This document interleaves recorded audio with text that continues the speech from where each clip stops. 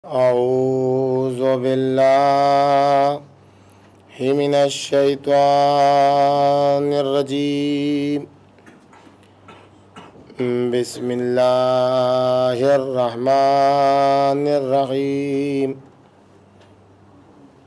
الحمد لله على ما أنعمه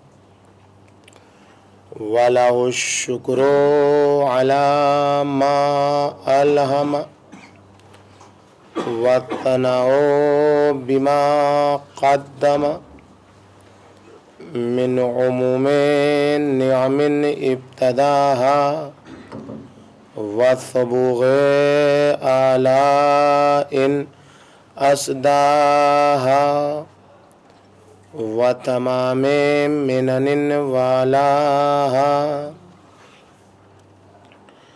جمع عن الإحصاء عددها ونا عن الجزاء أمدها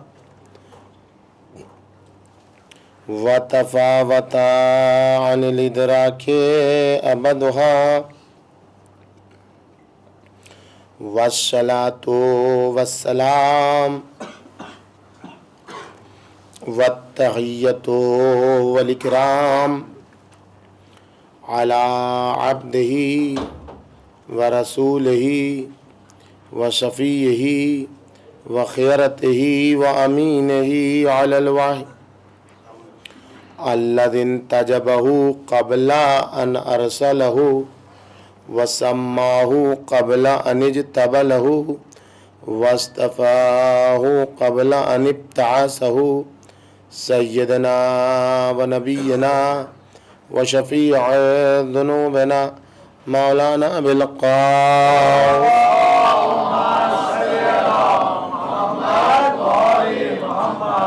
وعلى بنته وبضعته وشجنته والروح التي بين جنبي التي يقال في السماء النورية السماوية الحانية الراضية المرضية المجتهدة المضطهدة مقهورة حقها مغصوبة إرثها مرضوضة ظلها فاطمة الزهراء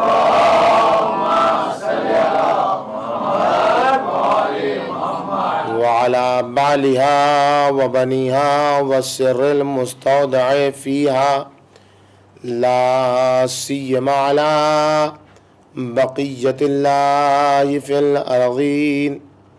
سلام على آل ياسين. السلام عليك يا داعي الله ورباني آياته. السلام عليك يا باب الله وديان دينه.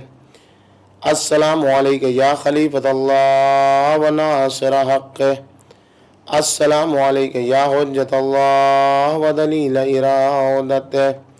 ولعنة الله على أعدائهم أجمعين من الآن إلى قيام يوم الدين.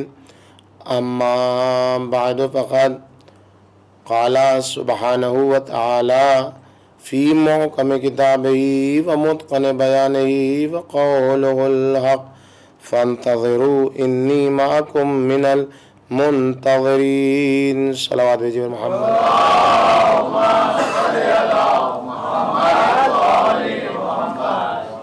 بزرگان محترم، عزیزان گرامی، عزاداران سرکار سید الشہداء علیہ الصلوۃ والسلام، قرآن مجید میں خداوند عالم کا ارشاد گرامی ہے کہ انتظار کرو اور میں بھی تم لوگوں کے ساتھ انتظار کرنے والا ہوں.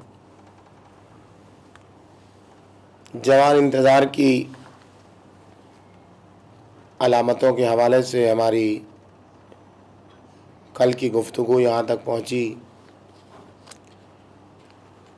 کہ جوان انتظار کی 11ویں علامت یہ ہے کہ عالم غیبت میں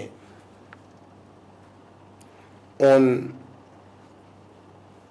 حضرات سے رابطے میں رہا جائے جو مولا کے امر کو اپنی عقلوں میں سما کے ولی اللہ کے درجے پر فائز ہو چکے ہیں، جو اولیاء مولا کے درجے پر فائز ہو چکے ہیں، جنہیں مولا نے ولایت عطا کی، جن کے لیے مولا نے فرمایا ہے کہ میں ان لوگوں پر حجت ہوں، انی حجتی حجت اللہ علیکم، یہ تم لوگوں پر ہماری حجت ہے اور ہم ان لوگوں پر اللہ کی حجت ہے۔ یعنی یہ علماء اور یہ مراجع اور یہ شخصیات غیبت کے زمانے میں مولا کی حجت ہے ہمارے لیے، اور مولا ان مراجع اور ان بزرگ شخصیات پر جو ولی اللہ کے درجے پر فائز ہو چکی ہیں، وہ اللہ کی حجت ہے ان کے اوپر۔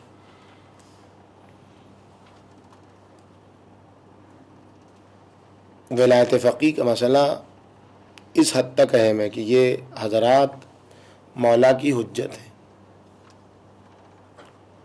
سب سے پہلے اس بحث کو سمجھنا ہوگا کہ ولایت کا مسئلہ ہر ملک اور دنیا کے ہر گوشے میں موجود ہے۔ جو قانون کے دائرے میں سب سے اونچی شخصیت سمجھا جاتا ہے ہر ملک میں، چاہے اسلامی حکومت ہو چاہے اسلامی حکومت نہ ہو، ایک ذات ہے جو فرسٹ پرسن کے نام سے ملک میں پہچانی جاتی ہے، کہ اس کے اوپر جب تک وہ اس عہدے پر فائز ہے اس پر کوئی تہمت نہیں لگائی جا سکتی ہے، اس کو کبھی عدالت کے کٹہرے میں نہیں کھڑا کیا جا سکتا ہے۔ اسلامی حکومت کی بات نہیں ہو رہی، ایک عام بات ہو رہی ہے، تمام دنیا میں ایسے ہی، آپ کے ہندوستان، ہمارے ہندوستان میں بھی ایسے ہی۔ جو پریزیڈنٹ آف انڈیا ہے وہ جب تک پریزیڈنٹ ہے اس کو عدالت میں نہیں کھینچا جا سکتا ہے، وہ ملک کا سب سے پہلا انسان مانا جاتا ہے، فرسٹ پرسن، پہلا ناگرک، جو کہہ لیں شخصیت اول ملک کی مانی جاتی ہے، اس کے حکم کے تحت سب ہوتے ہیں یہ ساری دنیا میں۔ اس تناظر میں جو ہماری بحث کی ترتیب ہے اس کو سمجھنے کے لیے سب سے اہم ضرورت یہ ہے کہ ہم سمجھیں کہ فقہ میں یہ بحث کہاں پر ہوتی ہے، پہلے اس کی جگہ سمجھیں، فقہ میں کہاں ہے۔ فقہ میں اس کی جگہ کتاب البیع میں ہے، ولایت فقیہ کی بحث کتاب البیع میں ہے۔ کتاب البیع کیا ہے؟ آپ اور ہم جانتے ہیں فروع دین کتنے؟ 10 فروع دین 10 ہے، تو فروع دین جب 10 ہیں تو شادی بیاہ کا مسئلہ کہاں آتا ہے؟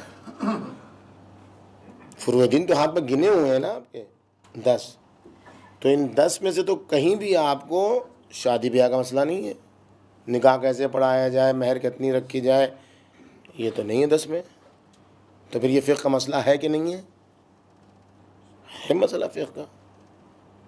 کرائے پر رکھیں کسی کو تو کیسے رکھیں، یہ مسئلہ فقہ کا ہے کہ نہیں ہے۔ ہم نے آپ کا مال دیا، اپنا مال دیا آپ کو کہ آپ اس سے کاروبار کریں، اور علی الحساب جو بھی آئے گا پرسنٹیج آپس میں بانٹا ہم نے، کسی نے 40%، کسی نے 60%، معین نہیں کیا کتنا پیسہ دیں گے بلکہ پرسنٹیج معین کیا، اس کو مضاربہ کہتے ہیں فقہ میں۔ یہ فقہ کی بحث ہے کہ نہیں ہے؟ یہ فقہ کی بحث ہے۔ آپ نے کسی کو چیز کو وقف کرنا چاہا، یہ فروع دین کی بحث ہے کہ نہیں؟ وقف کا مسئلہ فقہ کی بحث ہے۔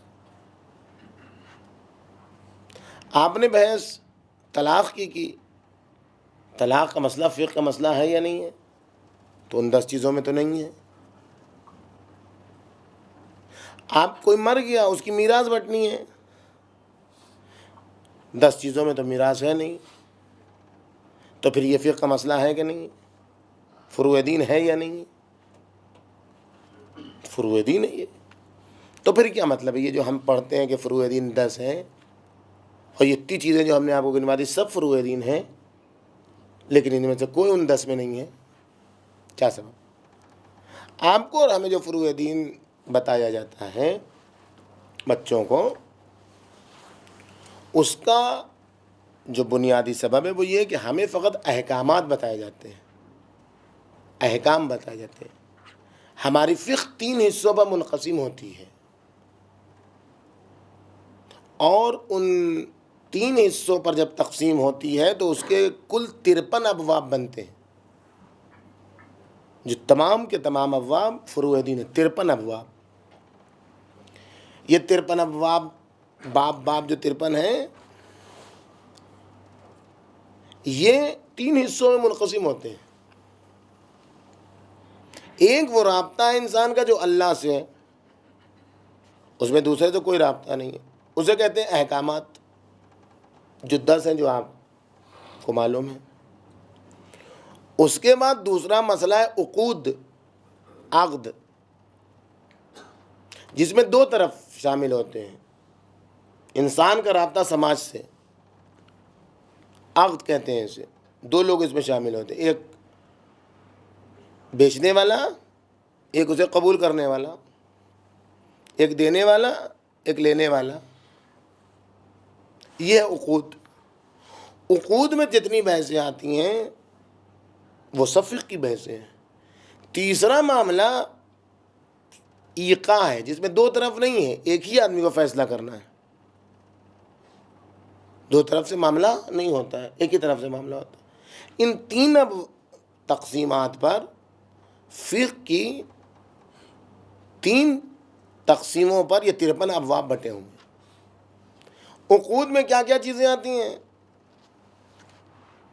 کل بھی ہم نے تھوڑا اشارہ کیا, بیع, خرید و فروخت, اجارہ یعنی کرائے پر مکان وغیرہ دینا, مضاربہ ابھی آپ کے سامنے عرض کیا,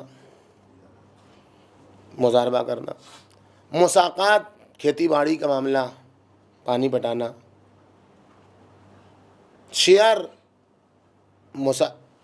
شرکت, حق شفا اتنا پرسنٹیج, یہ ساری چیزیں کس میں آتی ہیں؟ عقود میں آتی ہیں. وقف یہ ایقاع میں آتا ہے, ایک آدمی کو کرنا ہے, دوسرے کو قبول کرنے کی ضرورت نہیں ہے. طلاق یہ ایقاع میں آتا ہے, ایک آدمی کو کرنا ہے, دوسرے کو ادھر قبول کرنے کی ضرورت نہیں ہے. ولایت فقیہ کی بحث عقود کے معاملے میں آتی ہے. کہاں پر آتی ہے؟ یہ جو میں نے آپ کے سامنے کہا کہ فقیہ کا زیادہ تر وقت معاملات میں صرف ہوتا ہے, بیع میں صرف ہوتا ہے. بحث آتی ہے یہ فقہ میں کہ ہمیں جو معاملہ کرنا ہے, خرید و فروخت کرنی ہے, بیچنا اور خریدنا ہے, تو اس کی بنیادی شرط ہے, اسے کہتے ہیں شروط العوضین. یعنی 2 چیزیں ہیں, آپ کے پاس مال ہے, میرے پاس پیسہ ہے, تو اس میں جو ایک شرط ہے وہ یہ ہے کہ بیچنے والا اور خریدنے والا مالک ہو. شروط العوضین میں سے, عوض میں سے, آپ کے پاس مال ہے, میرے پاس پیسہ ہے. تو اب آپ کے پاس مال ہو تو اپنا مال ہو, میرے پاس پیسہ ہو تو اپنا پیسہ ہو. یہ شرط ہے جو ہے وہ کس کی؟ عوضین کی. کہ متعاقدین یعنی جو 2 لوگ آپس میں عقد باندھ رہے ہیں, قرارداد کر رہے ہیں, پیکٹ کر رہے ہیں ایک دوسرے سے, وہ دونوں کو مالک ہونا چاہیے. اگر آپ مالک نہیں ہوئے, دوسرے کا مال بیچ رہے ہیں, تو یہ فضولی معاملہ کہا جاتا ہے, یعنی تا وقت ہے کہ مالک اجازت نہ دے. ہم اگر دوسرے کے پیسے سے خرید رہے ہیں تو اس وقت تک معاملہ صحیح نہیں ہوگا جب تک کہ اجازت نہ ملے. اب یہاں پر بحث آتی ہے کہ اگر ہم مالک نہیں ہیں تو جو بھی مالک نہیں ہے, آیا اس کا معاملہ غلط ہے یا نہیں؟ جو مالک نہیں ہے وہ بھی خرید سکتا ہے اور بیچ سکتا ہے باوجود کہ مالک نہ ہو. کون ہے ایسے لوگ جو مالک نہ ہونے کے باوجود بھی خرید سکتے ہیں اور بیچ سکتے ہیں؟ بات واضح ہو رہی نا ہماری حساب سے؟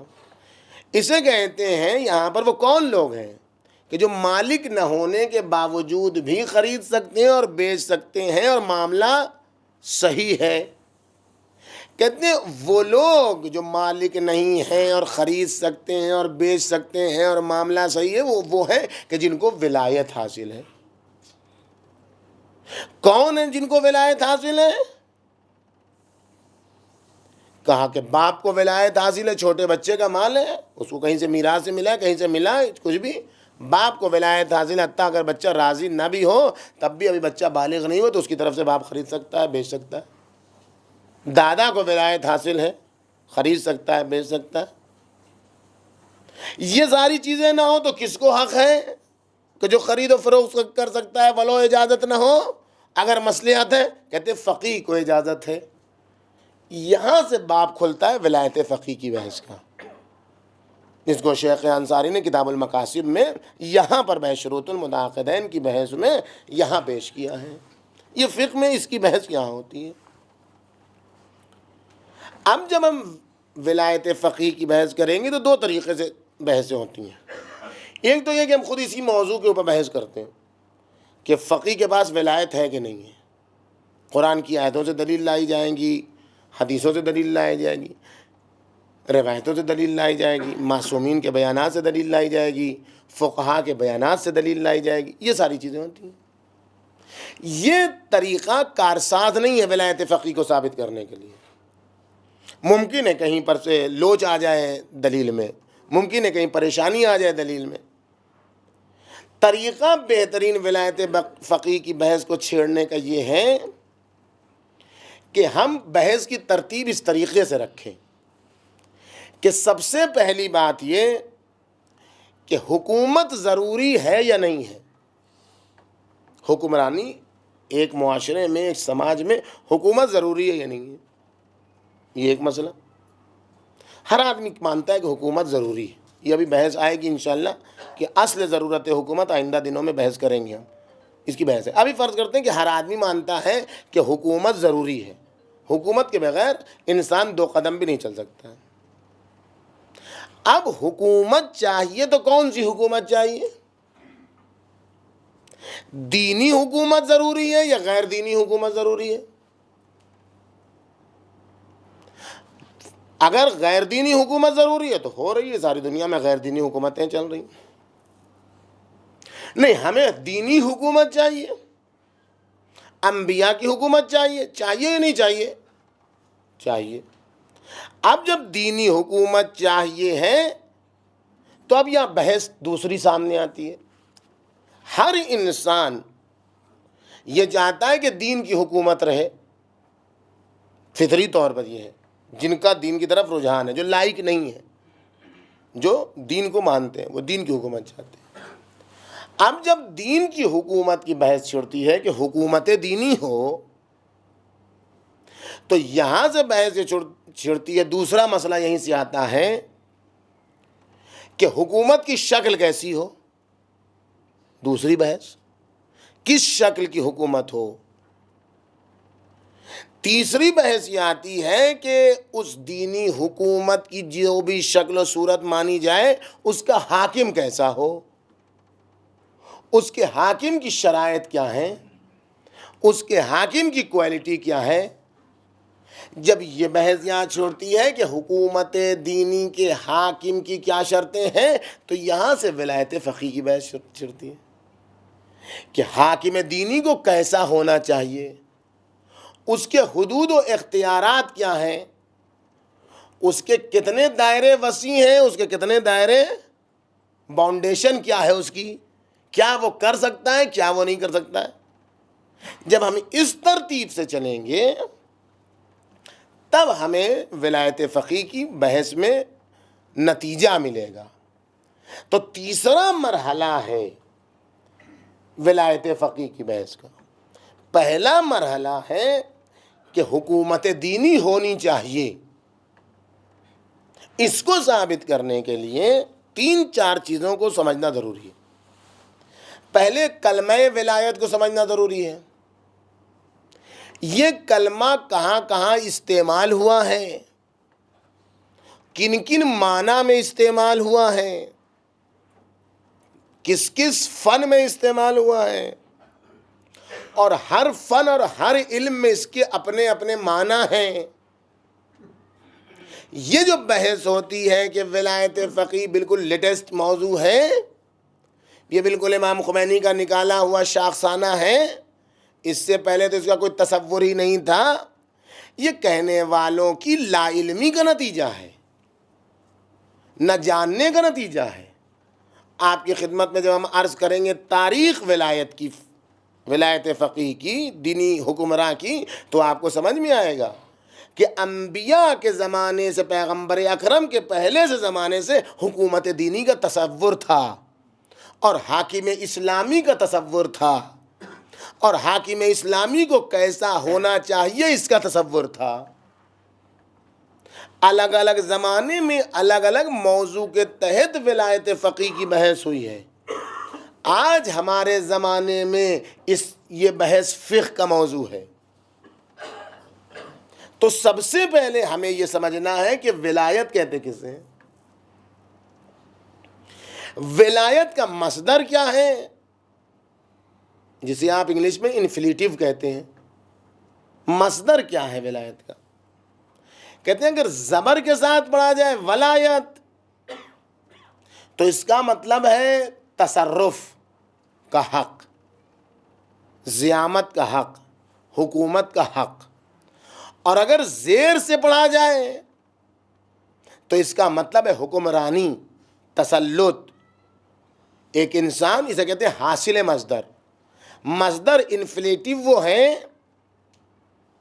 کہ جو تسلط کو بیان کرتا ہے، جو اس تسلط یعنی قدرت، یعنی نفاذ کی صلاحیت، اور جو اس حکمرانی کو ایجاد کر سکے اسے کہتے ہیں ولایت۔ بعض لوگوں نے لغت میں تحریف کی ہے اور ولایت کے معنی محبت کے لکھے ہیں۔ ولایت محبت نہیں ہے، محبت کے لیے عربی کے پاس اپنی لفظیں موجود ہیں۔ محبت خود عربی کا لفظ ہے، حب عربی کا لفظ ہے۔ محبت کا تعلق دل سے ہے،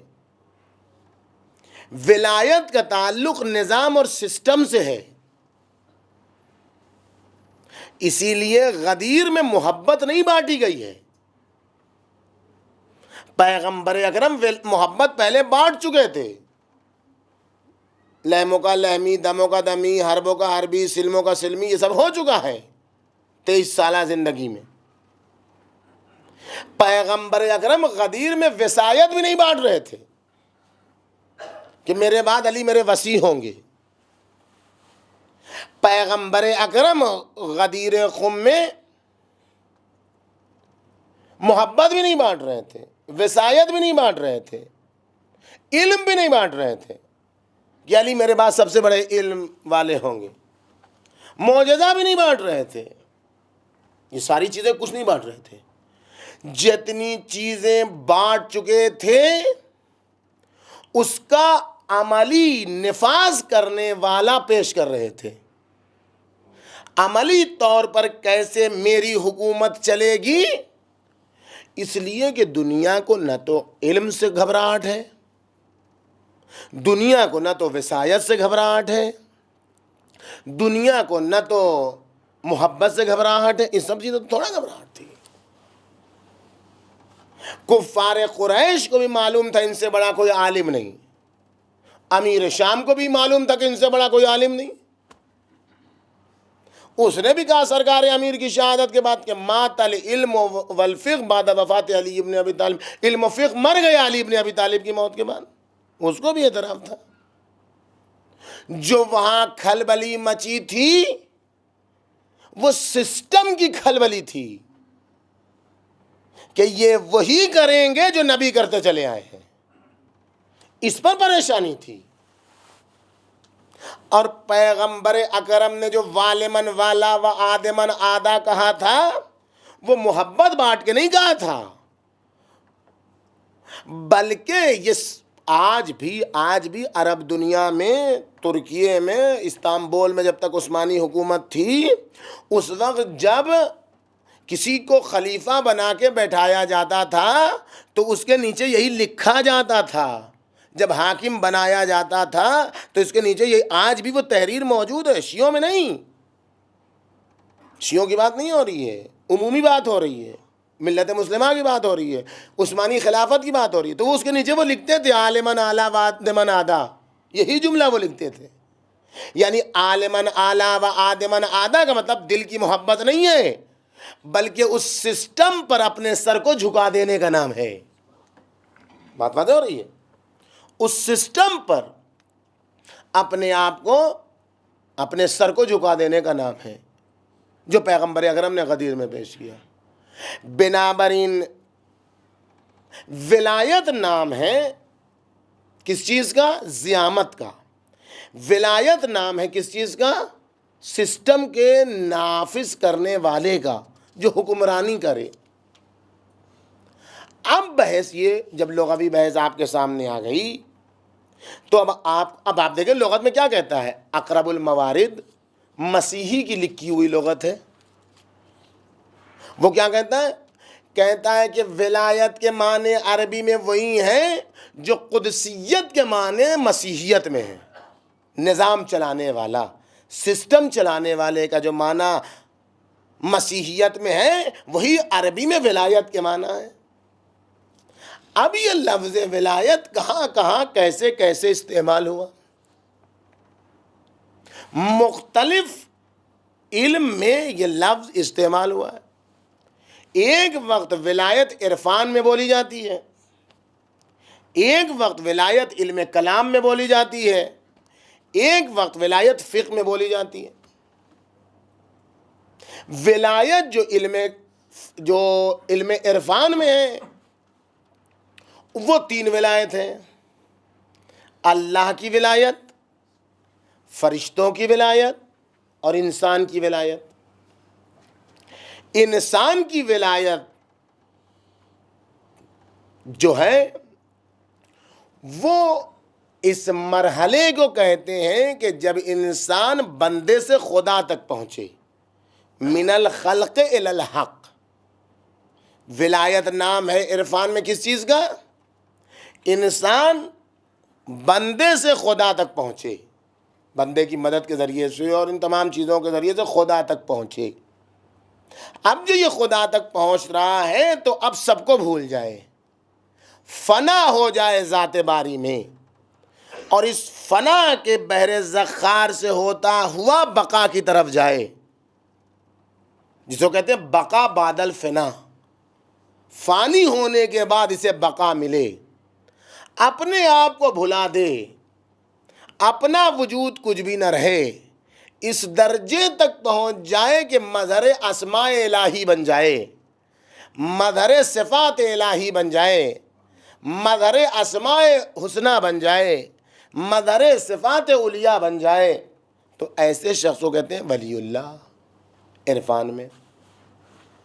اب اس عرفان میں ولایت کی 2 قسمیں ہیں, ایک ولایت مطلقہ ہے اور ایک ولایت خاصہ ہے. نبوت ختم ہونے والی ہے, ولایت کبھی ختم نہیں ہونے والی. کیوں؟ اس لیے کہ نبوت حق سے خلق کی طرف ہے, وہاں سے لیتی ہے اور بندوں کو دیتی ہے. تو بندوں تک آنے والی چیز ختم ہو جاتی ہے. قرآن کہتا ہے ما عندکم ینفد, جو چیز تم تک پہنچتی ہے وہ ختم ہے. وما عند اللہ ہے باق, لیکن جو اللہ تک پہنچتی ہے وہ کبھی ختم نہیں ہوتی ہے. نبوت, کیوں نبوت ختم ہوتی ہے؟ ختم الرسل کیوں ہیں؟ اس لیے کہ وہ وہاں سے لے کے بندوں کو دیتے ہیں, تو بندوں کے پاس جو چیز ہے وہ ختم ہوتی ہے. لیکن ولایت خالق سے حق کی طرف ہے, اس لیے ولایت کبھی ختم نہیں ہوتی. کیوں؟ اس لیے کہ ولایت کا معنی قرب الی اللہ, خدا کا تقرب کبھی ختم ہونے والا نہیں ہے, خدا سے قربت کبھی ختم ہونے والی نہیں ہے. جتنا بڑھتے چلے جاؤ گے وہ نبی جس کے بعد کوئی ہے ہی نہیں معرفت میں، وہ بھی یہ آواز دیتا ہے معرفنا کا حق کا معرفتک، اے خدا ہم تجھے ویسا نہ پہچان سکے جیسا پہچاننے کا حق تھا۔ یہ کون سی چیز ہے؟ یہ وہی ولایت ہے، وہی ولایت مطلقہ ہے جو کبھی ختم ہونے والے نہیں۔ یہ عرفانی ولایت ہے۔ ولایت کا دوسرا معنی علم کلام میں ہے جو استعمال ہوتی ہے ولایت۔ ایک وقت ولایت علم کلام میں محبت کے معنی میں استعمال ہوتی ہے، جو اہل بیت کی محبت، اہل بیت کی محبت کو سب مانتے ہیں، حتیٰ خوارج جو دشمن امیر المومنین ہیں وہ بھی اہل بیت کی ولایت کے قائل ہیں۔ آج بھی فرقہ قادہ جو خوارج کا ایک فرقہ ہے وہ بھی اہل بیت کی محبت کو اور ولایت کو مانتا ہے۔ یا ابھی عمان سے جو کتابیں چھپ رہی ہیں اس میں بھی اہل بیت کی محبت کا تذکرہ ہے۔ بحث یہ ہے کہ اہل بیت کون ہے، اس میں اختلاف ہے۔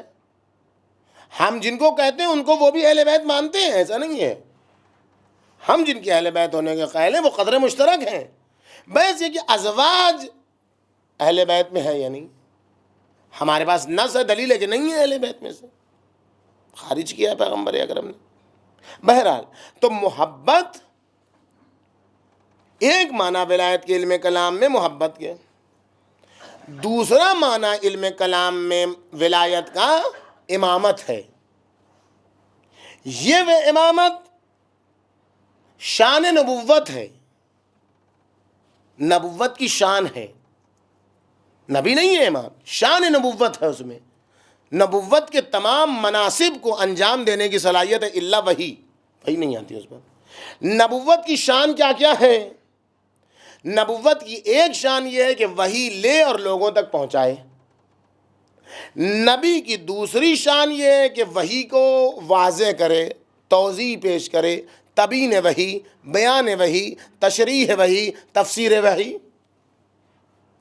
نبی کا تیسرا کام ہے حل اختلاف، آپس میں اختلافات کو ختم کرے۔ نبی کا چوتھا کام ہے حکمرانی کرنا۔ ولایت علم کلام میں امامت کے معنی میں ہے، امامت کے شعون ہے۔ فقط اور فقط جو کام نہیں ہے امام کا ان تمام شان نبی میں سے، وہ فقط یہ کہ اس پر وحی نازل نہیں ہوتی، وہ وحی کو نہیں لیتا ہے، لیکن تبیین وحی، بیان وحی، تفسیر وحی، یہ سب جگہ ہے، یہ امام کے پاس موجود ہے۔ لوگوں کے اختلافات کو حل کرانا یہ امام کی ذمہ داری ہے، حکمرانی امام کی ذمہ داری ہے، حکومت کرنا امام کے امور میں سے۔ بحث نبی، سوال یہ ہے جو بحث ہے کہ نبی جب گئے تو اپنے ساتھ یہ سارے عہدے لے کے چلے گئے یا چھوڑ کے گئے؟ چھوڑ کے گئے تو کس کے حوالے کر کے گئے؟ امت کے حوالے کر کے گئے یا خدا کی طرف سے معین کر کے گئے؟ یہ تاریخی بحث ہے جو ہمارا اور عامہ کا اختلاف ہے۔ ہم کہتے نہیں نبی معین کر کے گئے، وہ کہتے نہیں ایسے ہی چھوڑ کے چلے گئے۔ ہمیں اس بحث میں ابھی نہیں پڑھنا ہے۔ تو ولایت علم کلام میں امامت کے معنی میں استعمال ہے، اور ان شعون میں سے ایک ہے کیا؟ حکمرانی۔ اب ولایت پھر دوبارہ تقسیم ہوتی ہے ولایت تکوینی اور ولایت تشریعی پر۔ یہ ولایت تکوینی اور یہ ولایت تشریعی پھر دوبارہ تقسیم ہوتی ہے ذاتی پر اور غیری پر۔ ولایت تکوینی ذاتی اور ولایت تکوینی ولایت تشریعی ذاتی، یعنی کیا مطلب؟ جو زیادہ کھول دیں آپ کے لیے۔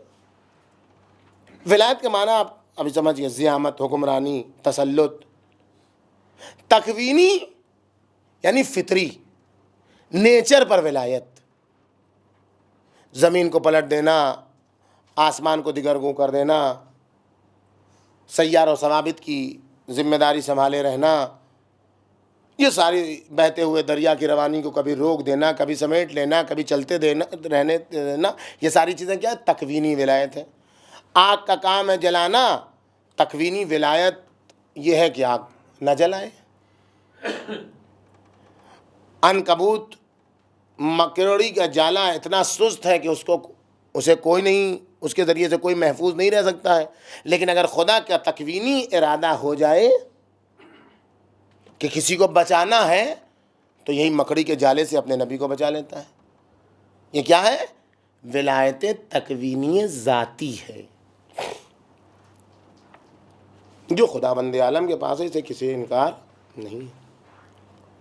ولایت تکوینی غیری یہ غیر خدا کے پاس ہو سکتی ہے کہ نہیں ہو سکتی ہے؟ یعنی خدا نے کسی کو اختیار دیا ہو کائنات میں تصرف کا، ہے یا نہیں ہے؟ سب مانتے، ہر دین والے مانتے ہیں کہ ان کے رہنما کے لیے ولایت تکوینی، اما ذاتی نہیں بلکہ غیری، یعنی خدا نے دیا ہے. پیغمبر اکرم کے لیے ولایت تکوینی ہے، چاند کو 2 ٹکڑے کر دیا، سورج کو پلٹوا دیا، درخت کو بلایا، درخت چلا آیا، یہ سب کیا ہے؟ یہ سب پیغمبر اکرم کی ولایت تکوینی ہے، لیکن ذاتی نہیں بلکہ غیری، خدا کے حکم سے. ولایت تشریعی ذاتی یعنی کیا مطلب؟ یعنی قانون بنانے کا حق کسے ہے؟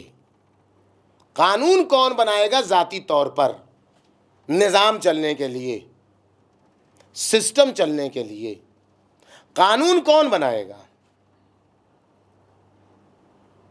ذاتی طور پر سب قائل ہیں کہ ذاتی طور پر اللہ کے علاوہ کسی کو بھی قانون بنانے کا حق نہیں ہے، چاہے شیعہ ہو، چاہے سنی ہو، چاہے کوئی بھی. ذاتی طور پر قانون بنانے کا حق فقط اور فقط کسے ہے؟ ذاتی طور پر فقط اللہ کو. غیری طور پر تشریع اور قانون کا نفاذ اور اس کو جال کرنا اور اس کو بنانا خدا کے علاوہ کوئی اور کر سکتا ہے کہ نہیں کر سکتا؟ غیری، ذاتی نہیں. آیت اللہ مکارم شیرازی کہتے ہیں کہ نہیں، وہ غیری بھی کوئی نہیں کر سکتا، وہ بھی فقط خدا ہی کر سکتا ہے. دیگر فقہا کہتے ہیں نہیں، ولایت تشریع غیری یعنی قانون بنانا خدا کے حکم سے 2 حصوں میں تقسیم ہوتا ہے. ایک کلی قانون ہے، ایک جزئی قانون ہے. کلی قانون خدا بنا سکتا ہے، کوئی دوسرا نہیں بنا سکتا. جزئی قانون کا اختیار خدا نے اپنے نبی کو دیا ہے. کہتے 15 چیزیں پیغمبر اکرم سے مخصوص ہیں جو متفردات النبی کہی جاتی ہیں، مختصات النبی کہی جاتی ہیں. یہ 15 چیزیں ایسی ہیں کہ جو فقط نبی سے. اس میں سے کیا ہے؟ مثلا 2 رکعت نماز کا اضافہ. نماز ظہر 2 رکعت تھی، پیغمبر اکرم نے اس کو 4 رکعت کیا. عصر 2 رکعت تھی، اسے پیغمبر اکرم نے 4 رکعت کیا. عشاء کی 2 رکعت تھی، اسے پیغمبر اکرم نے 4 رکعت کیا. یہ پیغمبر اکرم کو اختیار ہے اس تشریع کا. عرفہ میں وقوف، مشر میں فقط وقوف تھا، پیغمبر اکرم نے اس کو عرفے میں بھی وقوف کو واجب قرار دیا. یہ جزئی چیزیں ہیں، یعنی اصل وقوف خدا کی ذمہ داری ہے کلی، اس میں جزیات کہاں کہاں کیا جائے یہ معصوم کو اختیار ہے، نبی کو اختیار ہے یہ کرنے کا. یہ جال کے بارے میں ہے. ولایت تشریع غیری بے معنی کیا؟ جال قانون، قانون سازی، قانون بنانا. البتہ آیت اللہ آخوند خراسانی جو بزرگ عظیم شخصیت گزری ہیں علم اصول کی بحث میں، کہ آج بھی حوزے میں جن کی کتاب کفایت الاصول پڑھائی جاتی ہے اور اسی پر لوگ درس خارج آج بھی دیتے ہیں، وہ اور اسی طریقے سے امام خمینی رحمۃ اللہ علیہ فرماتے ہیں کہ نہیں، نبی اور امام کو کلی اور جزئی دونوں مرحلے میں تشریع غیری کی ولایت حاصل ہے خدا کی طرف سے، ذاتی نہیں، غیری معصوم کو بھی حق حاصل ہے، چاہے کلی ہو چاہے جزئی ہو. یہ ولایت تشریع غیری قانون بنانے کے سلسلے میں. ولایت تشریع غیری بنا میں قانون جال کرنا، قانون بنانا، یہ کیا ہے؟ کلی طور پر خدا کو، جزئی طور پر معصومین کو اختیار ہے. لیکن ولایت تشریعی غیری بمعنی نفاذ قانون، قانون کو نافذ کرنا، ولایت تشریعی اس معنی میں، جال کرنا نہیں. جو خدا نے جال کر دیا ہے، جو قانون خدا نے بنا دیا ہے، جو لا خدا کی طرف سے آ گیا ہے، اس قانون کو نافذ کرنے کی ولایت معصوم کو حاصل ہے یا نہیں ہے؟ کہتے سب کہتے ہیں، اس میں کسی کو انکار نہیں ہے کہ سب کہتے ہیں معصوم کو قانون کے نفاذ کی ولایت حاصل ہے. قانون کے نفاذ کی ولایت حاصل ہے، اس میں کوئی شان نہیں. معصوم کو، یہ علم کلام میں ولایت کے معنی. اب علم کلام سے علم فقہ میں ولایت کے کیا معنی ہے؟ آہستہ آہستہ بحث چلے گی تب ہم بحث پر پہنچیں گے. ولایت فقہ میں کیا معنی رکھتی ہے؟ یعنی تسلط. ولایت کے معنی کیا ہے؟ اہل سنت نے جو معنی کیا وہ کیا ہے ولایت کا؟ تنفیذ القول علی الغیر شاء و ابا، کسی کے اوپر اپنی بات کو نافذ کر دینا، چاہے مانے چاہے نہ مانے، اسے کہتے ہیں ولایت. اس میں اعتراض ہے. سب سے پہلی بات یہ کہ تنفیذ ولایت نہیں ہے، ولایت تنفیذ نہیں ہے. تنفیذ کا مطلب سمجھ گئے نا، یعنی نفاذ کرنا، یعنی منوانا. یہ منوانا ولایت نہیں ہے، یہ ولایت کا نتیجہ ہے. جب ولایت ہوگی تب منوائے گا. یہ جو کہہ رہے ہیں کہ ولایت کے معنی ہے تنفیذ، ولایت کے معنی تنفیذ نہیں ہے، ولایت کا نتیجہ ہے تنفیذ. بات واضح ہو رہی ہے؟ یہ جو کہا کہ تنفیذ القول، نافذ کرنا ولایت کو، یہ بھی غلط ہے. قول میں ہمیشہ نفاذ نہیں ہوتا ہے. ولایت ہمیشہ قول میں نہیں ہوتی ہے، ولایت فعل میں بھی ہوتی ہے.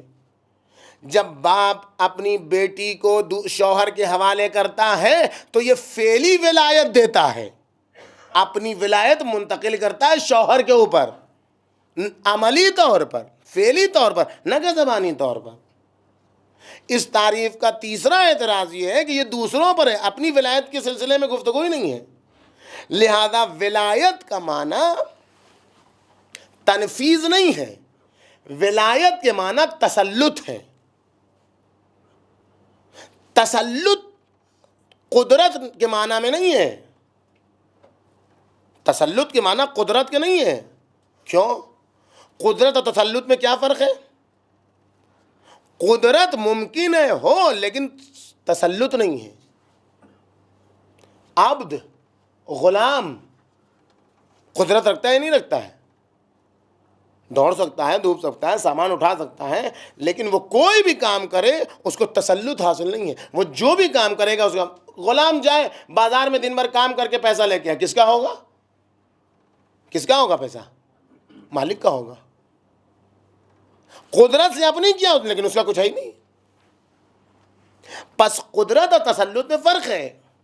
ولایت قدرت کا نام نہیں ہے بلکہ ایسی قدرت کا نام ہے جس میں تسلط پایا جاتا ہو. اور چاہے اپنے مال و جان پر اور اموال پر اور اولاد پر اور عزت و آبرو پر ولایت ہو، چاہے دوسروں پر ہو. لہذا ولایت کے معنی تنفیذ نہیں ہے، ولایت کا معنی تسلط ہے. اب جب ولایت کے معنی تسلط کے ہیں تو فقہ میں مختلف جگہوں پر ولایت کا مسئلہ چھڑتا ہے. بحث تو ہوتی ہے بے میں، لیکن مختلف جگہوں پر ولایت کا معاملہ آتا ہے فقہ میں. ایک جو معاملہ آتا ہے فقہ میں وہ نماز میت اور تجہیز و تکفین میت. آیا فقیہ کو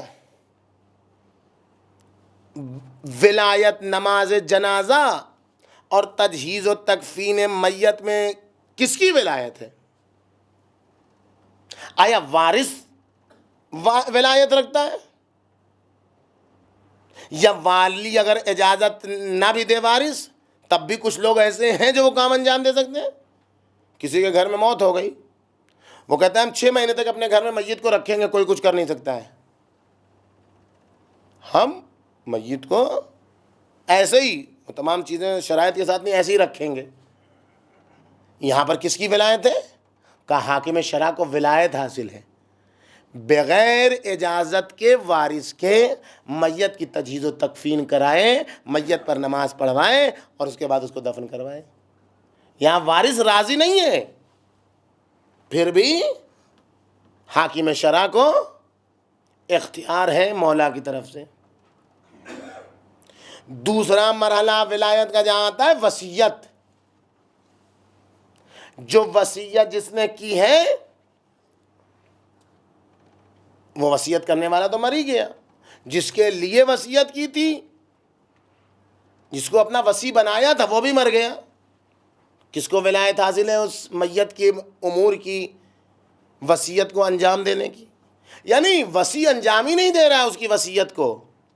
کون, کس کو ولایت حاصل ہے؟ کہا حاکم شرع کو ولایت حاصل ہے. اوقاف کے مسئلے میں متولی ہے, جو قابل متولی نہیں ہے, جو شرائط ہیں متولی کی وہ اس میں نہیں پائی جاتی ہیں, پھر بھی اپنے دولت کے نشے کی بنیاد پر وہ متولی ہے. حاکم شرع کو اسے اختیار ہے کہ نہیں ہٹانے کا؟ کہا یہاں بھی اس کی ولایت ہے, متولی کو ہٹا سکتا ہے. ارث کے مسئلے میں لوگ ارث صحیح سے نہیں دے رہے ہیں, حاکم شرع کو اختیار ہے کہ درمیان آئے اور صحیح سے ارث تقسیم کرے.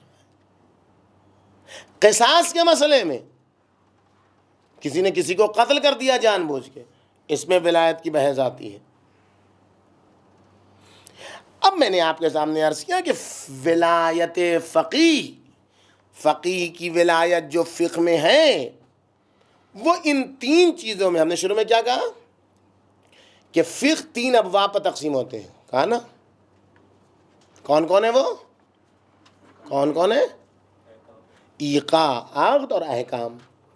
اس میں ولایت فقیہ کی ولایت کس میں آتی ہے؟ عقود میں آتی ہے. عقود میں بحث ہوتی ہے, بحث ولایت فقیہ عقود میں ہے, لیکن ولی فقیہ کی بحث عقود میں ہے, صحیح ہے, وہاں ہوتی ہے شروط المتعاقدین میں, لیکن اس کا مقام کہاں ہے؟ عقود میں ہے, ایقاع میں ہے یا احکام میں؟ کہتے نہیں, ولایت فقیہ کا مسئلہ نہ عقود ہے نہ ایقاع ہے بلکہ احکام میں ہے. احکام میں آتی ہے ولی فقیہ کی بحث, احکام میں آتی ہے ولی فقیہ کا مسئلہ.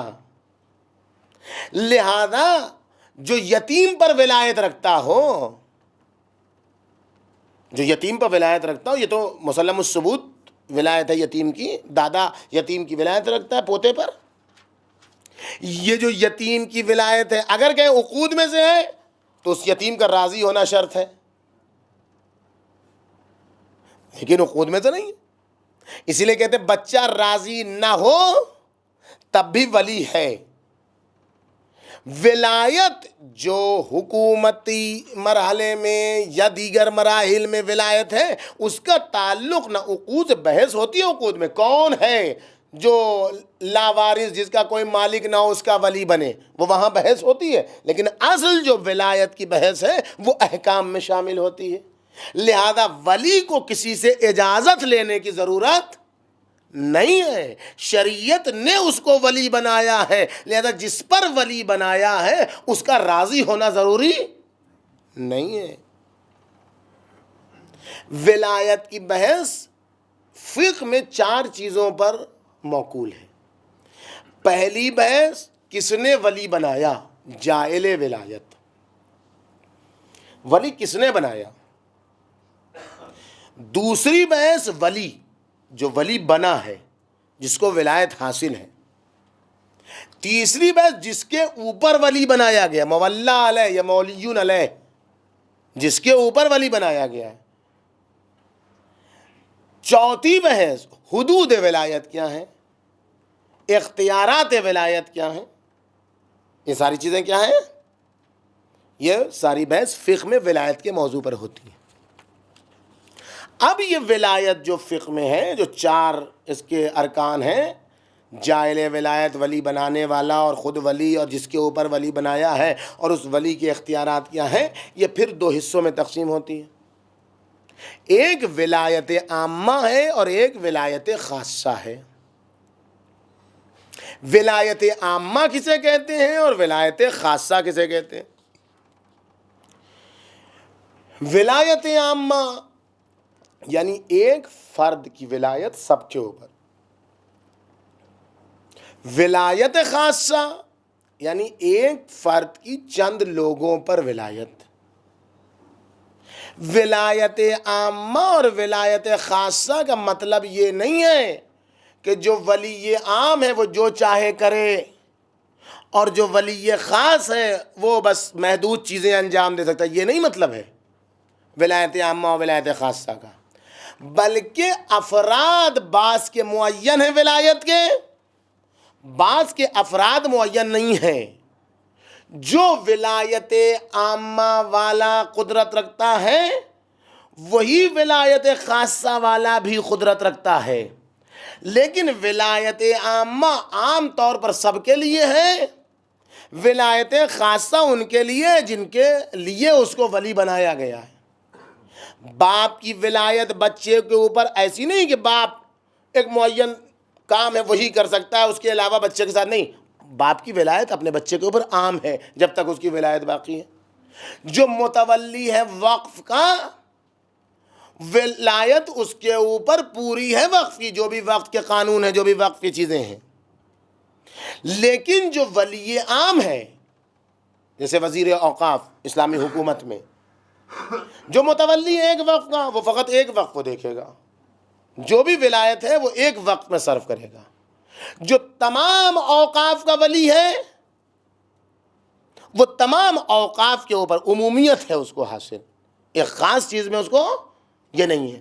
تو ولی عام، ولایت عام اور ولایت خاص ولایت کے دائرے کی محدود اور وسیع ہونے کی دلیل نہیں ہے، بلکہ ولایت جن کے اوپر ہے ان کے معین ہونے اور غیر معین ہونے پر موقوف ہے۔ کچھ لوگوں پر ولایت ہے یا سب پر ولایت حاصل ہے؟ یہ جب بات یہاں تک پہنچی تو آپ کو یہ معلوم ہو گیا کہ ولایت کہاں کہاں کیسے کیسے استعمال ہوتی ہے۔ یہ جو بحث چھڑتی ہے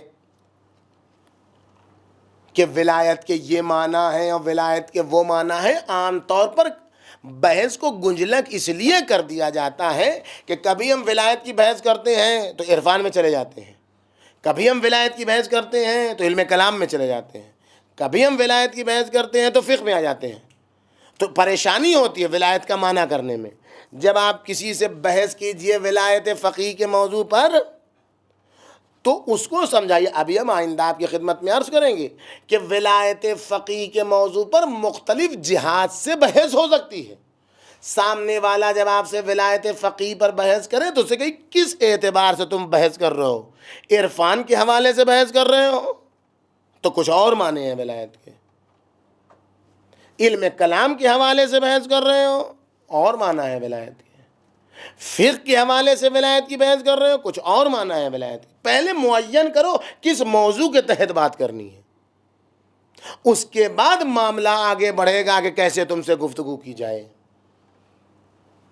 جب یہاں تک بات پہنچ چکی کہ ولایت عرفان میں جو معنی رکھتی ہے وہ بتا دیا میں نے، جو علم کلام میں معنی رکھتی ہے واضح ہو گیا آپ کے لیے، فقہ میں جو معنی رکھتی ہے اس بات۔ اب یہ بحث سامنے آئے گی کہ جو ولی فقیہ ہے یعنی دینی حکومت کا جو حکمراں ہے، آیا یہ دینی حکومت دینی امام خمینی نے فقط بحال کی ہے؟ اس سے پہلے کہیں کوئی نام و نشانی نہیں تھا؟ تاریخچہ بحث، کوئی بھی بحث کرنے سے پہلے اس کی بحث کی ہسٹری پڑھی جاتی ہے کہ یہ بحث کہاں سے شروع ہوئی، اس کا سب سے پہلا کام کہاں سے شروع ہوا، تو پھر بات یہ سمجھ میں آتی ہے کہ جس کی وجہ سے ایک بحث معروف ہوئی ہے وہ بحث اس کی نہیں ہے بلکہ پرانے زمانے سے اس کا سلسلہ جاری ہے. ولایت فقیہ کی آج بحث میں جو سب سے بڑا اعتراض ہے وہ یہی اعتراض ہے کہ اس سے پہلے تو کہیں تھا ہی نہیں کنسیپٹ ولایت کا فقیہ کی. یہ ان کا نکالا ہوا شوشہ ہے، چونکہ ان کو حکومت کرنی تھی اس لیے انہوں نے شوشہ نکالا کہ فقیہ کو ولایت، ورنہ فقیہ کو ولایت حاصل نہیں. ایسا نہیں ہے. میں نے عرض کیا کہ جب فقط آپ فقیہ کے حوالے سے گفتگو کریں گے اور اس کی ولایت کے حوالے سے گفتگو کریں گے تو اس میں پھنس جائیں گے آپ. بحث کی ترتیب وہی رکھیے کہ حکومت ضروری ہے یا نہیں. ضروری ہے. حکومت دینی چاہیے یا غیر دینی؟ دینی چاہیے. غیر دینی کے نتائج آپ سب دیکھ رہے ہیں کیا ہو رہا ہے دنیا میں. حکومت غیر دینی دیکھ لیا آپ نے، جہاں اپنے فوائد. حکومت دینی چاہیے یا نہیں، جہاں جس کو سب کے حقوق ملے. ابھی ہم بیان کریں گے حکومت دینی کیا کہ کرائٹیریا کیا ہے. فقط مسلم حکمراں ہونا حکومت دینی نہیں ہے. لا الہ الا اللہ محمد الرسول اللہ پڑھ لینا حکومت دینی نہیں ہے. اس کا نام حکومت، خانہ کعبہ اپنے پاس رکھنے کا نام حکومت دینی نہیں ہے. حکومت دینی کا کرائٹیریا ہے کہ معیار ہے. اس معیار کو آپ کے سامنے ہم پیش کریں گے. آج ہی تو ساری بات نہیں پیش کر سکتے. حکومت دینی کا معیار کیا ہے، حکومت دینی کا کرائٹیریا کیا ہے، اس کو بیان کرنے سے پہلے ہمیں اس بات کی طرف توجہ دینی ہوئی کہ آیا یہ حکومت دینی کہ جس کا سربراہ فقیہ ہے یہ نئی کوئی چیز ہے یا انبیاء کے زمانے سے چلی آ رہی ہے. اگر ہم قرآن و احادیث کا مطالعہ کریں، تاریخ کا مطالعہ کریں تو ہمیں اندازہ ہوگا کہ حکومت دینی کا سلسلہ انبیاء کے زمانے سے ہے. سب سے پہلا دور جو ہمیں دکھائی دیتا ہے وہ جناب موسیٰ کے بعد کے زمانے سے دینی حکومت کا سلسلہ یہودیوں کے یہاں. یہودی سے مراد اسرائیل نہیں ہے، فلسطین میں ہونے والی حکومت نہیں ہے. وہاں تو دینی حکومت ہے ہی نہیں، وہاں تو لائق کی حکومت ہے. یہودیوں میں 3 فرقے ہیں، تینوں فرقوں میں سے کسی فرقے پر وہ حکومت نہیں چل رہی ہے. وہاں بے دینی کی حکومت ہے، نام ہے یہودی کا، دینی حکومت نہیں ہے. وہاں ہمیں دینی حکومت کی بحث ہے جو انبیاء جسے چلاتے ہیں، اس حکومت کی بحث ہے. اس کا سلسلہ ہمیں کہاں سے ملتا ہے؟ جب بنی اسرائیل تیہ کے عذاب میں مبتلا ہوئے، حیرانی و پریشانی کے عذاب میں مبتلا ہوئے، یتیہون فی الارض، یہ لوگ گھومتے پھرتے رہیں گے اور مقصد تک نہیں پہنچیں گے. تو اسی میں جناب موسیٰ مفقود ہو گئے، پتہ نہیں چلا جناب موسیٰ کی قبر کہاں ہے. لیکن جب یہ متوجہ ہوئے تو جناب داؤد ان لوگوں کو لے کے یروشلم آئے. وہاں سب سے پہلے جناب داؤد نے دینی حکومت قائم کی. جناب داؤد کے بعد جناب سلیمان نے دینی حکومت قائم کی، جو قرآن مجید میں موجود ہے. انبیاء بنی اسرائیل کا سب سے پہلا کام تھا دینی حکومت قائم کرنا. اور جب بخت النصر نے حملہ کر کے ان لوگوں کو برباد کیا، اور پھر جب کوروش نے ایران میں قدرت حاصل کی، تو سب سے پہلے یہودیوں کو جب قدرت ملی تو انہوں نے بیت المقدس بنایا یا بیت المقدس بنایا. اور یہ بیت المقدس یا بیت المقدس یہودی کاہنوں کی حکومت کا مرکز تھا. جو انبیاء تھے، جو انبیاء پائے جاتے تھے، جس میں جو سلسلہ حکومت اور دینی حکومت کا سلسلہ جاری تھا. یہ سلسلہ کب تک چلا؟ 325 عیسوی تک چلا اس حکومت کا سلسلہ. یہ یہودیوں کی حکومت کا سلسلہ ہے جو دینی حکومت تھی، جو انبیاء کی حکومت تھی. جناب عیسیٰ نے حکومت نہیں کی، اس لیے کہ جس ماحول میں تھے جناب عیسیٰ، وہ ماحول ایسا نہیں تھا کہ حکومت سازی کے لیے کارساز ہو، موقع پایا جائے کہ اس میں حکومت کی جائے. لیکن 325 عیسوی جو اول قرون وسطیٰ ہے، جس کو مڈل ایجز کہہ سکتے ہیں آپ، اس زمانے میں ایک اہم شخصیت سامنے آئی اگسٹین کے نام سے. اس نے پاپ کی دینی حکومت کو رائج کیا. کہا کہ یہ شہر خدائی ہے، یہ دنیا خدا کا شہر ہے، اس میں عام انسان حکومت نہیں کر سکتا ہے، خدا حکومت کر سکتا ہے.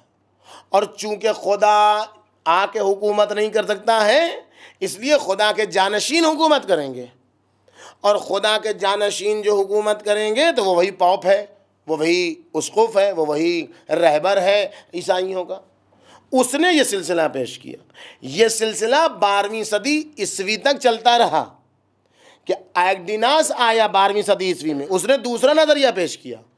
اس نے کہا یہ دنیا لعنتی دنیا ہے، یہ دنیا بدترین دنیا ہے. اگر اس بدترین دنیا سے نجات پانا ہے تو خدا کو حکمراں بنانا ہوگا. خدا چونکہ حکمراں وہی، اس نے کہا یہ شہر خدا کا شہر ہے، خدا بنے گا. اس نے آ کے 12ویں صدی عیسوی میں کہا کہ یہ دنیا لعنتی دنیا ہے، بری دنیا ہے، اس کو اگر اچھا بنانا ہے تو خدا کو حکومت کرنا ہوگا. چونکہ خدا نہیں آ سکتا اس لیے وہی پھر پاپ حکومت کرے گا. انجیل، یہ آپ کہیں کہ یہ تو ان لوگوں کی اپنی بات تھی، یہ تو حکمرانی یہ لوگوں کی تھی، یہ تو نبی کی طرف سے نہیں. کہا انجیل میں ایک آیت ہے جس آیت میں یہ لکھا ہوا ہے کہ شمشیر دولب، دو منہ والی تلوار حاکم دینی کے پاس ہونی چاہیے. دینی حکمراں کے پاس دو منہ والی تلوار ہونا چاہیے، ایک دینی قدرت اور ایک سیاسی قدرت. یہ کس کے پاس ہونی چاہیے؟ دینی حکمراں کے پاس. دو لب جس شمشیر کے ہو. کا معنی کیا کیا عیسائیوں نے؟ کہا کہ دو لب شمشیر کے، دو لب دو منہ شمشیر کا، ایک دینی قدرت اور دوسرے سیاسی قدرت ہونے چاہیے. اور رونیسانس کے بعد جب کلیسا کی طاقت گھٹ گئی اور ان کی بات کو کوئی نہیں مانتا ہے، لیکن آج بھی کلیسا کے ذہن میں یہ تصور ہے کہ دینی حکومت ہی کارساز ہے اور دینی حکومت ہی کامیاب حکومت ہے. اس لیے وہ ہر سال 25 دسمبر کے موقع پر، 1 جنوری کے موقع پر آپ دیکھیں پوپ کا اعلان آتا ہے، بینک پہ جو کام ہو رہا ہے وہ حرام ہے، فلاں جگہ جو سود کا کاروبار ہو رہا ہے وہ حرام ہے، یہ کام نہیں ہونا چاہیے. اسے ابھی بھی یہ احساس ہے کہ حکومت چلانے کا حق ہمیں ہے. بات چونکہ اس کی نہیں مانی جا رہی ہے، پبلک چونکہ اس کی طرف دھیان نہیں دے پا رہی ہے، اس لیے وہ دینی حکومت نہیں چلا پا رہا ہے. پس ان تاریخوں کے مطالعے سے آپ کو اندازہ ہو جائے گا کہ گزشتہ امتوں میں جس میں انبیاء تھے، جس میں اوصیاء تھے، ان کے یہاں دینی حکومت کا تصور تھا اور انہوں نے دینی حکومت کو دنیا کے سامنے پیش کیا اور دینی حکومت کا نمونہ پیش کیا. یہ ساری چیزیں گزشتہ امتوں میں دینی حکومت کے حوالے سے موجود ہیں. بس یہ نہیں کہا جا سکتا ہے کہ دینی حکومت کا کنسیپٹ نیا ہے، نیا تصور ہے، بلکہ گزشتہ انبیاء کے زمانے میں بھی یہ موجود تھے. اب اگر آپ اس کو غور سے پیش کریں، اگر دیکھنا چاہیں آپ کہ دنیا کس طریقے سے آگے بڑھ رہی ہے، ولایت فقیہ جو بحث ہے، میں نے آپ کے سامنے ابتدا میں عرض کیا کہ ولایت فقیہ کو مختلف جہات سے دیکھا جا سکتا ہے. ایک بار ولایت فقیہ کی بحث اخلاقی بحث ہوتی ہے، ایک وقت ولایت فقیہ کی بحث اجتماعی بحث ہوتی ہے، ایک وقت ولایت فقیہ کی بحث کلامی بحث ہوتی ہے. جب اخلاق میں آپ جائیں گے تو پرانے اب اخلاق کی اپنی دنیا ہم اسے نہیں پیش کر سکتے ہیں، وقت نہیں ہمارے پاس. اخلاق میں جب آپ جائیں گے تو جہاں اخلاق میں کہا جاتا ہے کہ بغض برا ہے، کینہ برا ہے، حسد بری چیز ہے، نصیحت اچھی چیز ہے، محبت اچھی چیز ہے، تواضع انکساری اچھی چیز ہے، وہیں اس کے ساتھ اخلاق کی بحث میں آتا ہے تدبیر منزل، سیاست مدن، یعنی ملک کو کیسے چلایا جائے، گھر کو کیسے چلایا جائے، گھر میں کون جو ہے وہ ہیڈ ہو، کس کا حکم گھر کے اندر چلے، کون لوگ گھر میں کس کا حکم مانے، کس طریقے سے گھر میں لوگوں کی قدرت کو بانٹا جائے. ایک ہی آدمی گھر میں سارا کام نہ کرے، کس طریقے سے مختلف لوگوں میں حکومت و قدرت کو گھر کے اندر کی بات ہو رہی ہے، جہاں ایک میاں بیوی 4 بچے ہیں اس کی بات ہو رہی ہے، یہاں 4 بچے ہیں تو 4 بچوں میں سے کس کے اوپر کتنا کام بانٹا جائے، یہ ہے تدبیر منزل۔ یہی جب بحث بڑھتی ہے اخلاق میں تو ہوتی ہے تدبیر مدن، سیاست مدن، یعنی شہروں کی سیاست، شہروں میں قدرت کیسے تقسیم کی جائے، کس کو کون سا پوسٹ دیا جائے، کس کو کون سا عہدہ دیا جائے، کسی کو زیادہ دے دیا گیا تو اس کے نقصانات کیا ہیں، کسی کو کم پوسٹ دی گئی تو اس کے نقصانات کیا ہیں، کسی کو زیادہ قدرت دے دی گئی تو اس کے فوائد کیا ہیں، اس کے نقصانات، یہ ساری چیزیں علم اخلاق میں بحث ہوتی ہیں۔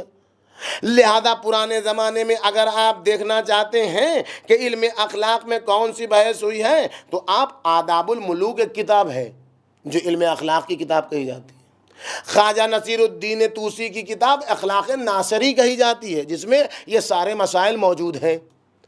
دوسری بحث علم ولایت فقیہ کی بحث، حکمران دینی کی بحث علم کلام میں ہوتی ہے کہ معصومین کے اختیارات کیا ہیں، یہ غیبت میں ان کے نائبین تک یہ اختیارات پہنچے ہیں یا نہیں پہنچے ہیں، یہ آپ جب بحث کریں گے ایسے تو یہ کلامی بحث ہو جائے گی کہ معصومین کے اختیارات کیا ہیں، غیبت کے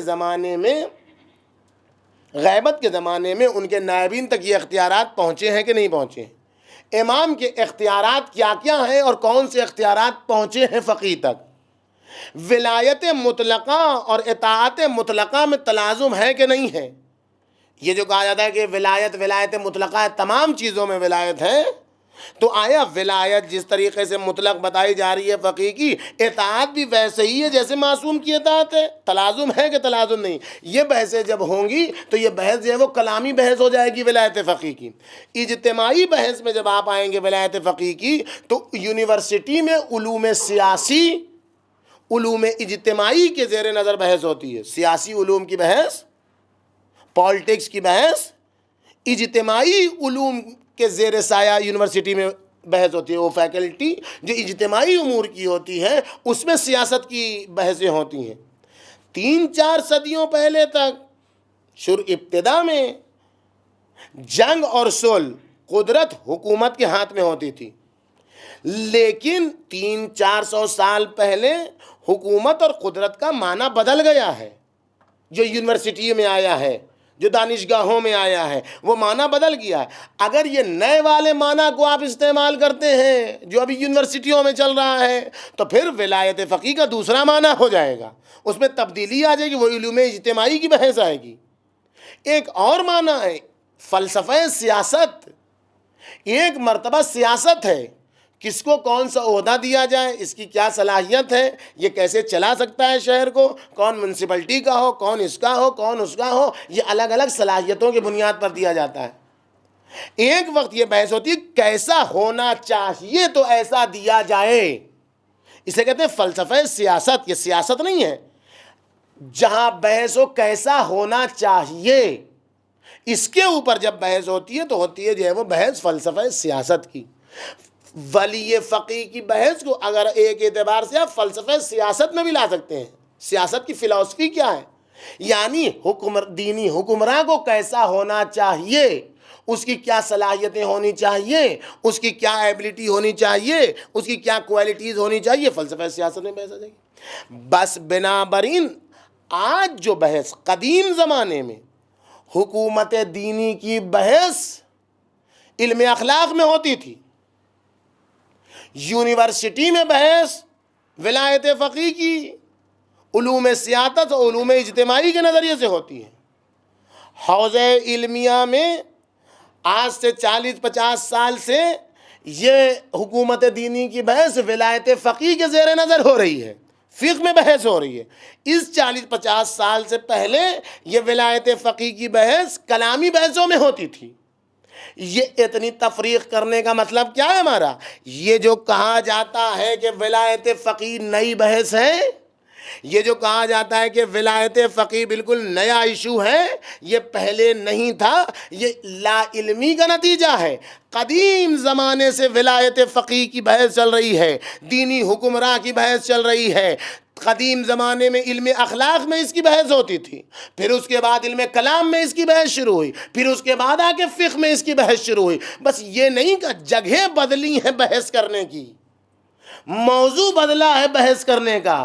فقیہ کی ولایت اور حکمران دینی کی کوالٹی اور صلاحیت کے سلسلے میں بحث نہیں بدلی ہے، بحث میں تبدیلی نہیں آئی ہے، بحث وہی ہے، فقط بحث کی جگہیں بدلی ہیں۔ لہذا جو لوگ یہ کہتے ہیں کہ ولایت فقیہ کی بحث نئی بحث ہے، نیو موضوع ہے، نیو موضوع نہیں ہے، بلکہ یہ پرانی بحثیں ہیں کہ جو آج ایک نئی بحث میں پیش کی جا رہی ہیں، ورنہ اس سے پہلے علماء اخلاق بحث کر چکے ہیں اور متکلمین بحث کر چکے ہیں۔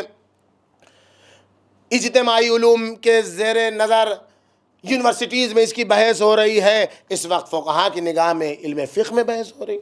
اب انشاءاللہ کل آپ کے سامنے جو بات پیش کی جائے گی کہ آیات میں قرآنی میں کیا دلیل ہے، پرانے علماء نے جو کتابیں لکھی ہیں فقہ کی، اس میں دینی حکمراں کی یہ جو بحث کی جاتی ہے کہ فقہی کتابوں میں کہیں بھی ولایت فقیہ کا تذکرہ نہیں ہے، وہ آپ کو سمجھ میں آئے گا۔ شیخ کلینی سے لے کے آج تک کے زمانے تک انشاءاللہ آپ کے سامنے ہم پیش کریں گے علماء کے نظریات کہ انہوں نے حکومت دینی اور دینی حکمراں کی بحث چھیڑی ہے۔ عام طور پر آپ واٹس ایپ پر یہ دیکھیں گے کہ یہ آتا ہے جیسے ہی ولایت فقیہ کی بحث چھڑتی ہے، ویسے ہی آیت اللہ العظمیٰ خوئی کا ایک نظریہ پیش کیا جاتا ہے کہ آیت اللہ خوئی کہتے ہیں کہ فقیہ کو کوئی ولایت حاصل نہیں ہے، فلاں نہیں ہے، یہ نہیں ہے، اور امور حسبیہ میں فقط ہے۔ ہم آپ کے سامنے آیت اللہ العظمیٰ خوئی اعلی اللہ و مقامہ کے استاد کا بھی نظریہ پیش کریں گے، آیت اللہ خوئی کا بھی نظریہ پیش کریں گے کہ وہ امور حسبیہ کہتے کسے ہیں، وہ چیز جس سے مولا جس کے ترک سے راضی نہیں ہے اسے کیا کہتے ہیں۔ لیکن ہم وہ دیر میں آئے گی بحث، پہلے ہم شروع کریں گے شیخ کلینی علیہ الرحمہ سے، وہاں سے پھر ابن براج اور جتنے بھی فقہا گزرے ہیں ہمارے، ان کی کتابوں میں سید مرتضیٰ ان کی کتابوں میں حکومت دینی کا کنسپٹ اور تصور اور حکمراں کو کیسا ہونا چاہیے اور حاکم کو کیسا ہونا چاہیے، یہ ساری باتیں انشاءاللہ ہم کل آپ کے سامنے پیش کریں گے۔ ایک صلوات بھیجیے پر محمد و آل محمد۔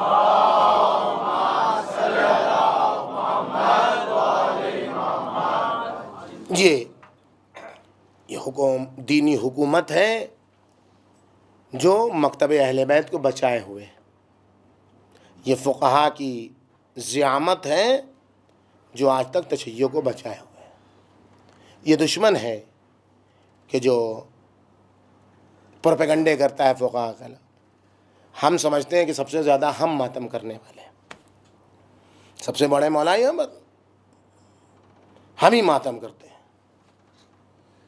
ہم ماتم کرتے ہیں تو اس میں دکھاوے کا شائبہ ہے۔ ہم کسی کو کہتے نہیں کہ دکھاوا کرتا ہے، ہم نہیں کہتے، ہم کسی کی نیت پر حملہ کرنے والے نہیں ہیں، لیکن شائبہ ہے۔ اور اس کا نمونہ آپ دیکھ لیں، سڑکوں پر جہاں پر بھیڑ رہتی ہے وہاں پر ماتم کی کیفیت، جہاں پر بھیڑ نہیں رہتی ہے وہاں پر ماتم کی کیفیت۔ انہی ماتم کرنے والوں کو، انہی نوحہ پڑھنے والوں کو اگر ایک کمرے میں ایک آدمی اکیلا تم ماتم کرو، وہ نہیں کرے گا ماتم، اس میں وہ جوش پیدا نہیں ہوگا، اس میں وہ طاقت۔ کیوں بھائی؟ مولا کا ماتم سڑکوں پر آ کے زور سے کرنے کے لیے تھوڑا ہی ہے۔ اگر وہ احساس ہو جائے غم کا تو اکیلے کمرے میں بیٹھ کے انسان، دو آدمی بھی ہیں تب بھی ویسے ہی ماتم کرے گا جیسے سڑکوں پر کرتا ہے۔ یہ کون کرتا تھا؟ پابندی ہے نجف اشرف میں امام خمینی علیہ الرحمہ پر، ان کے خاص آدمی کہتے ہیں شب عاشور جب آئی تو امام خمینی نے ہمیں بیٹھایا اور ہم دونوں مل کے دونوں ہاتھوں سے ماتم کر رہے تھے، اور اتنے زور سے ماتم کر رہے تھے امام خمینی علیہ الرحمہ کہ ہم کو شک ہونے لگا کہ کہیں اتنی زور سے ماتم کرنے کے نتیجے میں ان کی سانس نہ اکھڑ جائے۔ یہ کمرے کے اندر ماتم ہے، یہ فقیہ کا ماتم ہے کہ جب مرزائے شیرازی اپنے گھر میں، ہم نہیں جانتے ہیں، یہ کہا جاتا ہے مولانا مسائب بہت کم پڑھا، مسائب ذرا زیادہ پڑھیے گا۔ البتہ آپ کیا کسی نے نہیں کہا، یہ ساری باتیں کلی باتیں ہو رہی ہیں، عام طور پہ یہ کہا جاتا ہے مسائب ذرا زیادہ پڑھیے گا۔ وہ جو کتابچہ 20 نصیحتیں شیخ عباس قمی کی ہیں خطبہ و ذاکرین کے نام، آپ دیکھیں اس میں 18ویں جو سفارش و نصیحت ہے وہ یہ ہے کہ ایام عاشورہ کے علاوہ مصائب جہاں تک ہو سکیں سنگین مصائب سے پرہیز کیا جائے. کیوں؟ اس لیے کہ اس سے دل سنگین ہو جاتا ہے. ایسے سنگین انسان کو احساس ہونا چاہیے مصائب. دیکھیے فقیہ جب مصائب سنتا ہے تو اس کو کیفیت کیا ہوتی ہے اس کی.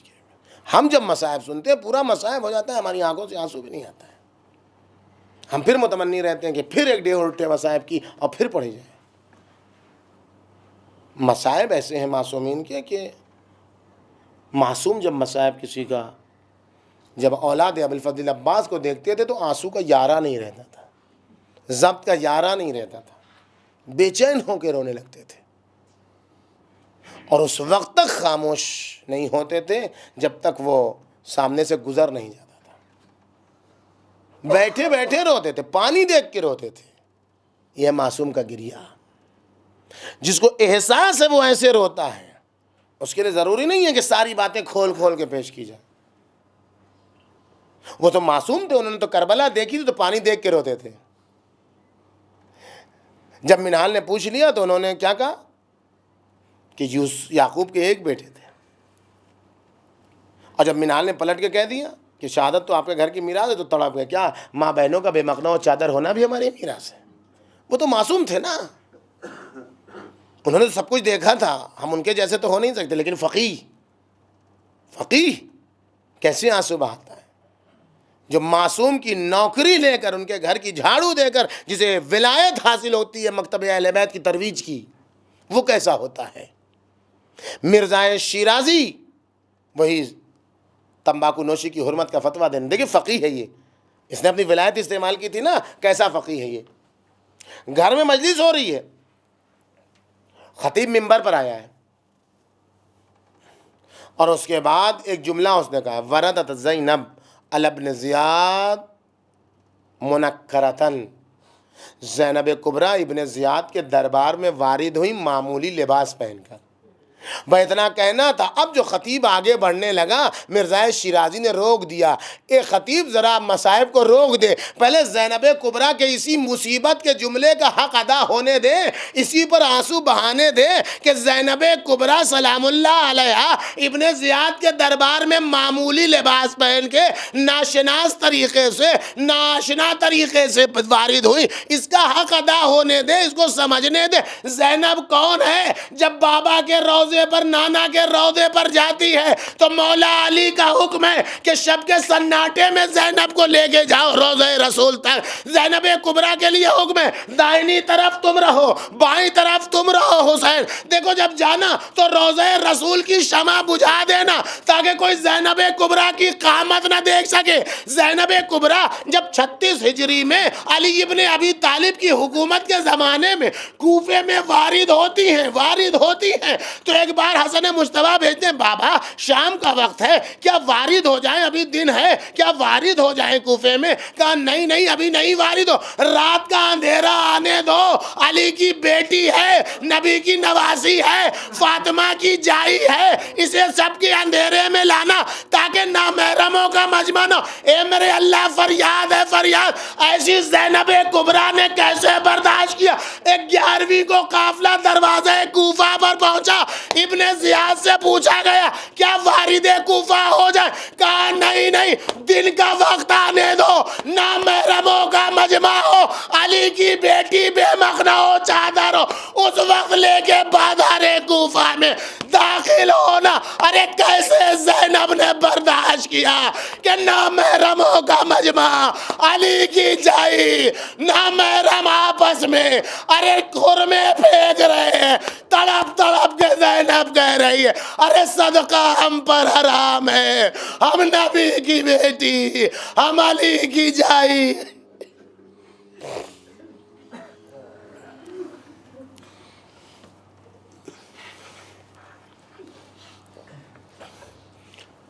وَسَيَعْلَمُ الَّذِينَ ظَلَمُوا أَيَّ مُنْقَلَبٍ يَنْقَلِبُونَ إِنَّا لِلَّهِ وَإِنَّا إِلَيْهِ رَاجِعُونَ. پالنے والے ہمیں جذبہ عمل کی توفیق عطا فرما. پرچم اسلام کو سربلند, پرچم کفر و نفاق کو سامنے کو فرما. عتبات عالیات کی حفاظت فرما. ہمیں ویسا بنا دے وہ جیسا تو چاہتا ہے، ان برائیوں سے دور رکھ جن سے اپنے خاص بندوں کو دور رکھنے کا میرے مالک تجھے واسطہ ہے محمد، اس غیبت کے زمانے میں ہمیں دشمنوں کے شر سے محفوظ رکھ، ہمارے ایمان و عقیدے کو محفوظ رکھ، دشمنوں کی سازش سے ہمارے جوانوں کو نجات عطا فرما، ہمارے بزرگوں کو عز و وقار عطا فرما، امام زمانہ کے ظہور میں تعجیل فرما، ہم گناہگاروں کو ان کے ناصروں میں شمار فرما، وتقبل منا انک